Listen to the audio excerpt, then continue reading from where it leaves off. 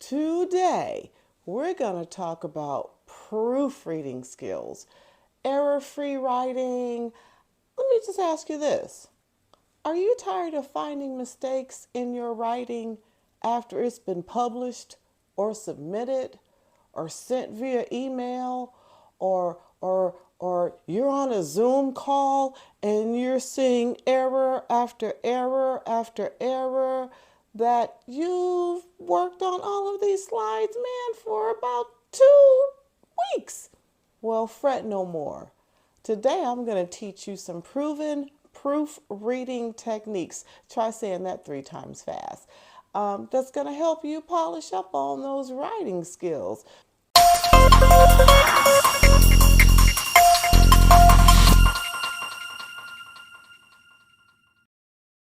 Hello, hello, hello, hello. Welcome back to my channel, you excellent elites.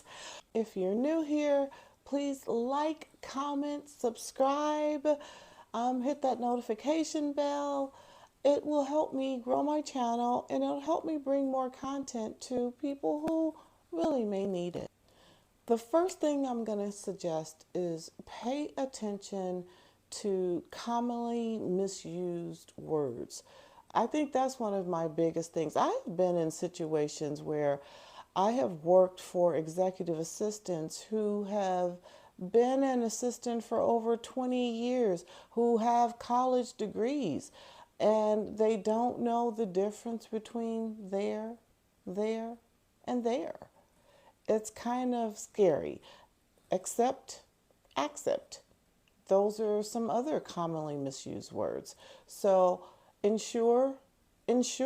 Pay attention to those words when you're writing, and especially if you are doing minutes of the meetings, if you're taking notes and you're transcribing, make sure that you're aware of how to use those words correctly. So let's dive into some tips to help you perfect and elevate your editing game.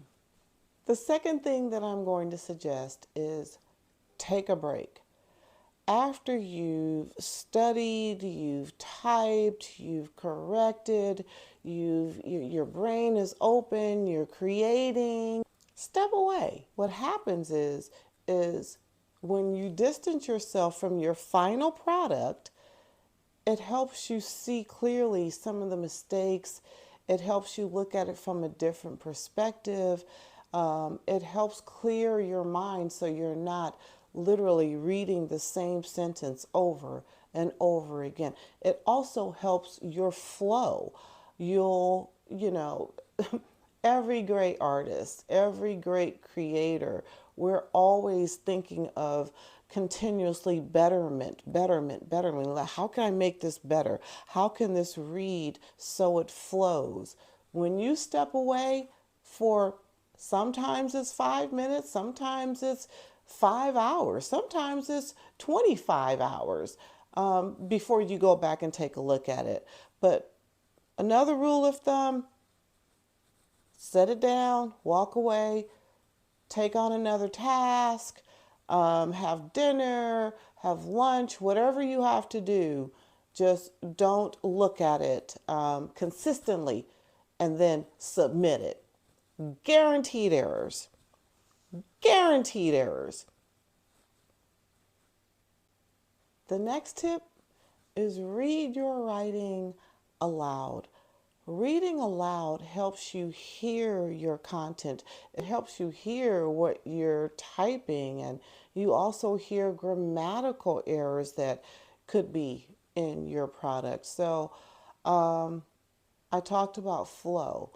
When you read aloud, it also helps you hear the flow. So it's not just in your brain as if you were reading a book. I read my books aloud because to me, it connects better with me. I can actually hear voices. I can actually use my imagination to a higher degree. That's just my thing. But proofreading, for sure. I read aloud. I take a break. Those are for sure tips. Now, once I've read my content aloud, another useful tip that I use when it is massive content, meaning pages and pages of full content, that's when I read backwards. So let's say that you have a paragraph that contains,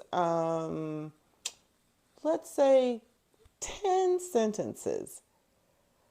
But these sentences are long. Read from the very last word of the bottom of that paragraph, read it backwards. It helps you focus in on the words, misspellings, typos. You're going to see individual words versus the sentence. You can read the sentence and it may make sense, but when you look at individual words, it adds a different dynamic to how you're proofreading, because now, again, it doesn't make sense what you're reading. You're actually just looking word for word for word for word for word. And we can never forget about spell check. Who doesn't use spell check? I think that was the greatest invention known to man. When I was working as an assistant, and you literally had to make sure that every single word was spelled correctly versus doing it all over again, because, yeah, misspelled words take up spaces. Yeah, spell check, spell check. Did I say spell check? Spell check. Now, my last tip is probably one of my higher ranking tips, and that is have someone else look at your writing.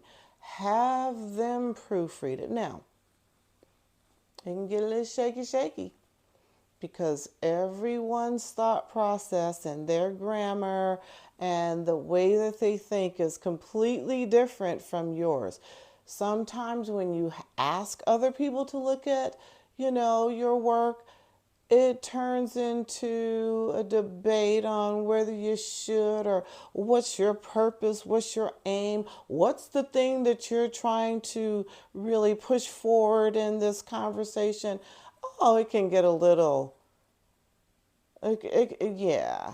And it's like, I don't want you to change anything. I just want you to check grammar and errors. But most people like to add their 2 cents. And some of that 2 cents is warranted. Like, we don't know everything. If they have a great idea on how to expand on a certain topic, or, how to present it so it's received better, yeah, take that advice. But a lot of times, I'm just going to be honest, people have their own thoughts and it may not align with yours. So be prepared for that. But it's still worth it. I don't care. It's still worth it. They still see periods. They still see commas. They still see things that you may have missed. It's worth it. You can ignore everything else if you want to. It's up to you. Just remember, proofreading is crucial to producing polished and professional work. I have learned to proofread in such a way where, because it has been so important to me, I can look at something and I can see whether there's been 2 spaces after the period, whether they've returned 2 to 3 times versus 2 times. I talked about this in one of my other videos, proofreading your resume. Proofreading is essential to any assistant. You are a representation of your boss, of your department, of your company as a whole. So if you can't proofread and you're putting out work that is going to embarrass your boss versus make him proud and make him shine, if every single one of your presentations or your emails, if every single one of them have to be recalled, don't make me call you the recall queen. If a lot of your emails have to be recalled because of errors, or your boss is, again, completely embarrassed because he's got his entire team on the Zoom call and everything is wrong. Ooh, yeah, not a good look. And that's not what an executive assistant wants to look like. That's not building your brand. That's pretty much showing every single one that you are not taking the time or have not taken the time to proofread your information that you're providing and showing on behalf of your boss or your team. No. So, with that, you guys, thank you so much for joining me. Again, please like, comment, subscribe if this video resonates with you. I love you so much. I can't wait to do more videos with you, share more insight, and share more information. I'll see you soon.